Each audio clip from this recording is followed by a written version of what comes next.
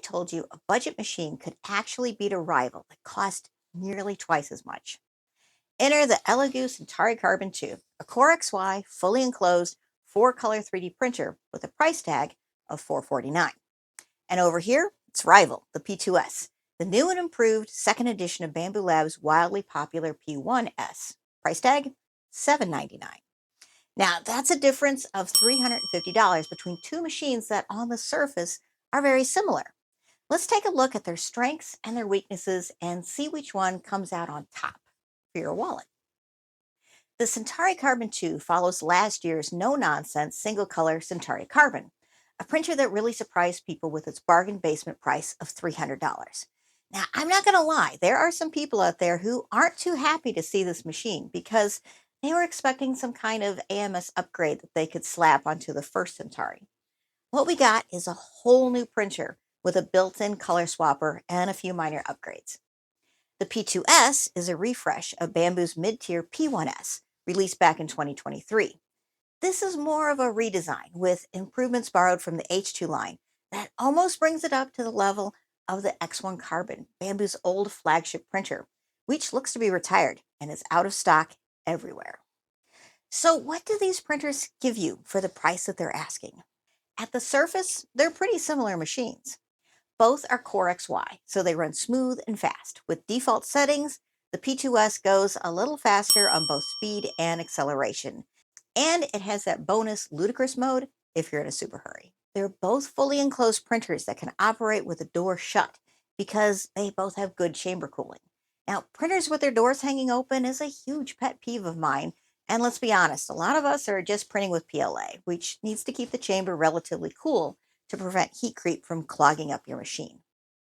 This is also a nice feature for people who worry about their cats crawling in or their toddlers poking their fingers where they don't belong. But I should point out the door is not locked and it will keep printing if you open it while it's running. This is not a child safety feature. Neither of these machines have active chamber heating. So when you need a warm chamber, it's just going to do its best to keep the heat inside. Now, both have the same build volume, 256 cubed, which is about 10 inches. Both have decent PEI textured plates that are two-sided, though the Elegoo plate is a hot and cold plate, and the cold plate doesn't really work all that great. So maybe just run it warm.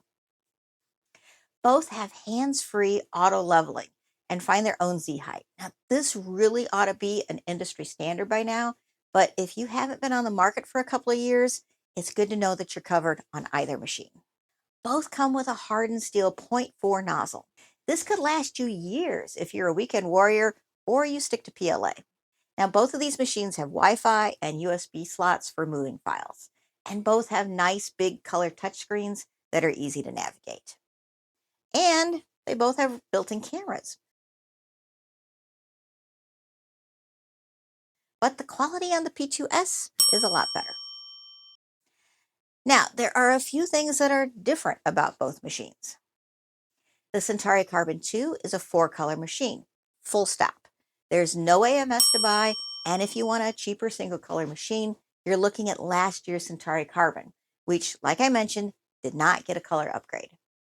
You've got 4 spool holders on the side. That's it. There's no upgrading to some crazy 32 color monstrosity, which honestly, I don't think anyone needs. Your spools are also hanging out here on the open. So if you're paranoid about moisture or you're trying to run nylon, which you can do, you need to park a dry box next to the machine. Now, you'll see I swapped out the standard spools for these printed ones. That's because I immediately broke one of the originals. It got stuck on a spool that didn't quite fit. The spool design for this is kind of lame, and you really don't need these complicated grabby things because the spools are not powered for retraction. They only have mechanical springs to keep the filament tight. But stationary pegs work just fine, if not a little messy.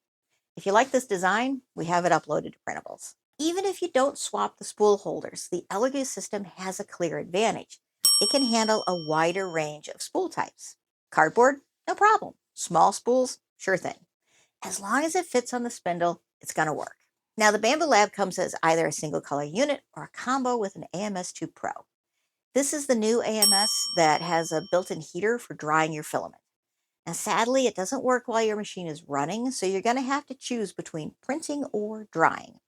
It's got a pocket for desiccant so you can keep your filament in a relatively stable environment when you keep the lid down. The P2S can handle 4 AMS2 Pros plus 4 of the single slot AMS HTs. And that's up to 20 colors if you're feeling swanky. No, it can only power the heater on one unit. So you're going to need a power adapter for each extra AMS you give it and a really big power strip if you want to run all 8 dryers. The Elegoo canvas is not nothing though. This very small unit on the side handles all of your filament selection. If your filament breaks in the tube, and it could, this system is a lot easier to clean out than the old style Bambu Lab AMS, which could get pretty hairy if filament stacked while it's still inside. I should point out that the AMS2 Pro is also easier to clean out than its predecessor because the tubes are now exposed. The canvas is actually faster than the Bambu AMS, and that's something to consider.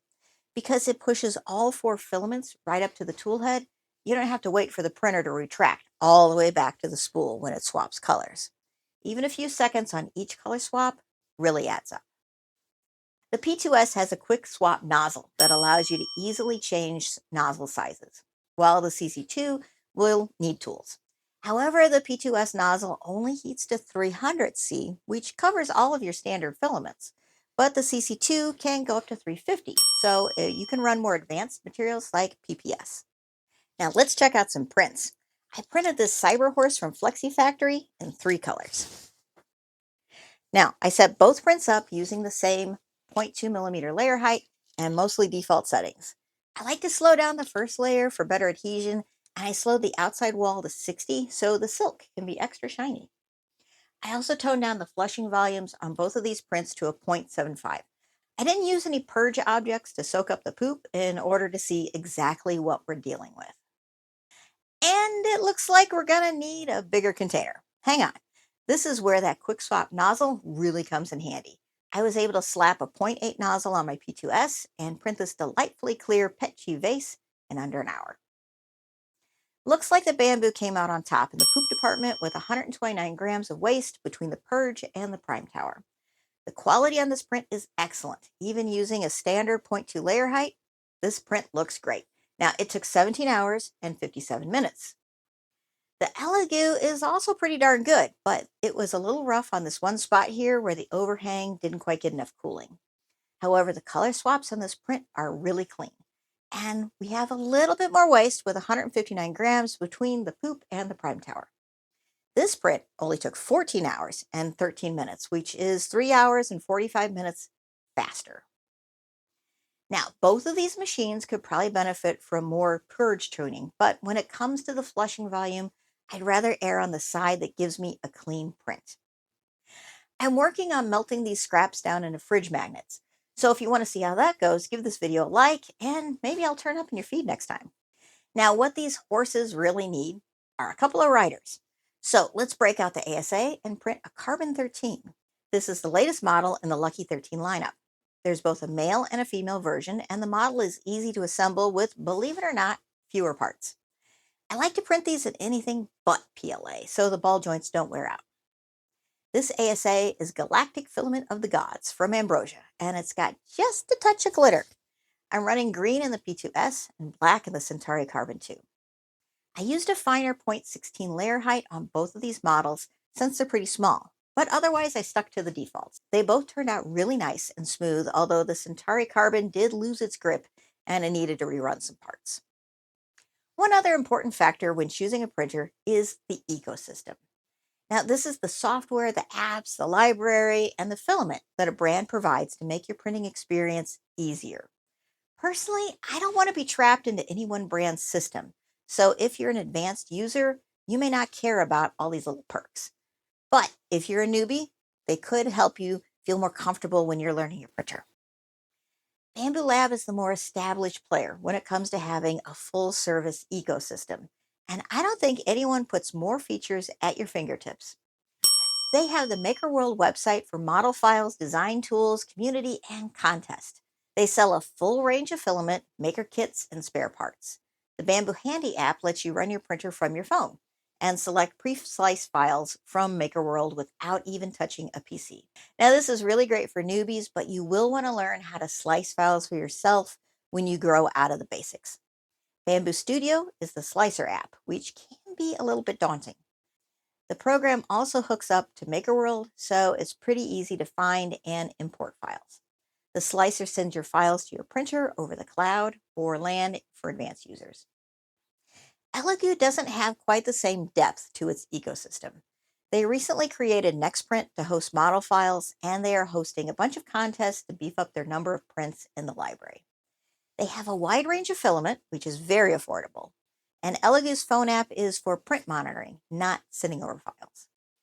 Elegoo's system isn't quite as robust, but they do have one thing that you might appreciate if you're concerned about cybersecurity.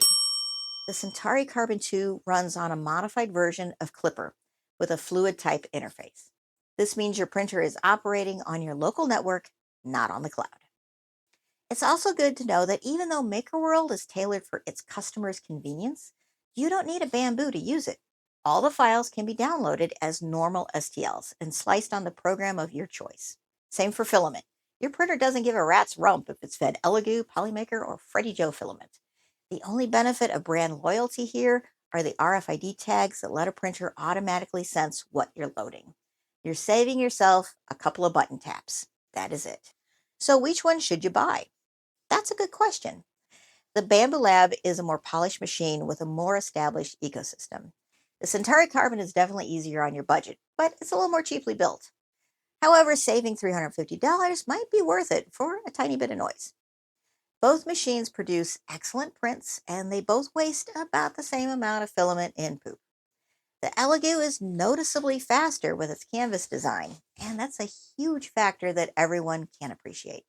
The CC2 also has that extra bit of nozzle heat that can come in handy for printing high temperature filaments.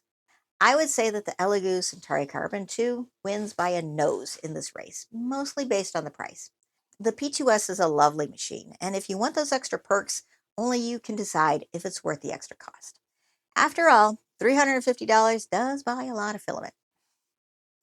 Thanks for sticking around to the end. Let me know in the comments which printer you think wins this face-off.